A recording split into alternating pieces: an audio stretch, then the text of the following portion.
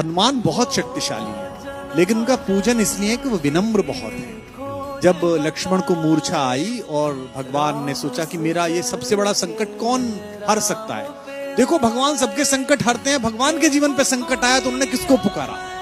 उन्होंने हनुमान से कहा कि तुम जाओ और संजीवनी लेके आओ। तो जब आकाश में हनुमान चले तो सूरज निकला हुआ था। आकाश में तो सूरज होता ही है, दिन कभी डूबता नहीं है। हमारी माँ पृथ्वी हमें गोदी में लेकर हमारे पिता सूरज की ओर से पीठ कर लेती है। माँ को दोष दे नहीं सकते तो पिता को दोष देते हैं कि दिन डूब गया है। दिन कभी डूबता नहीं है, दिन तो निकला रहता है। सूर्य कभी अस्त नहीं होता। कैलाश भैया ने गाया, क्या कभी अंबर में।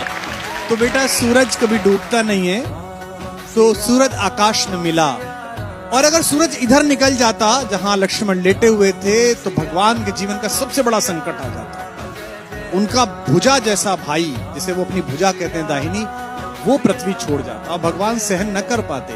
तो इतना बड़ा काम करने गए और कितने ताकतवर थे, पंच तत्वों में से एक पवन के बेटे हैं। सूरज से मिले तो उन्होंने कितनी विनम्रता से बात की। रवि भाई सूरज से बोले, हे सूरज इतना याद रहे संकट एक सूरज वंश पे है।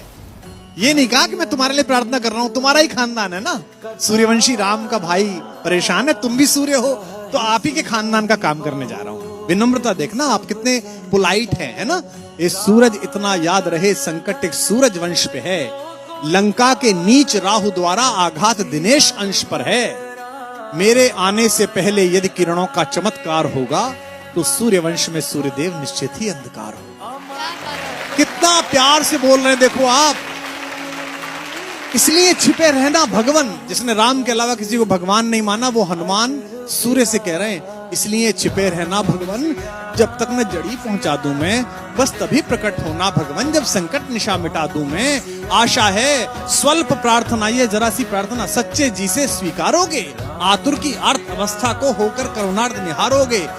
8 लाइन की विनती के बाद धीमे से अपना विजिटिंग कार्ड दिया सूरज को। शक्ति पाना, यश पाना, लेकिन विनम्र रहना।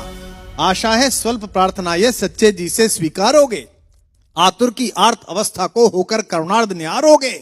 अन्यथा क्षमा करना दिनकर, अंजनी तने से पाला है, बचपन से जान रहे हो तुम हनुमत कितना मतवाला है। क्या बात है। अन्यथा क्षमा करना दिनकर, अंजनी तने से पाला है, बचपन से जान रहे हो तुम हनुमत कितना मतवाला है। और धमकी भी कैसी दी।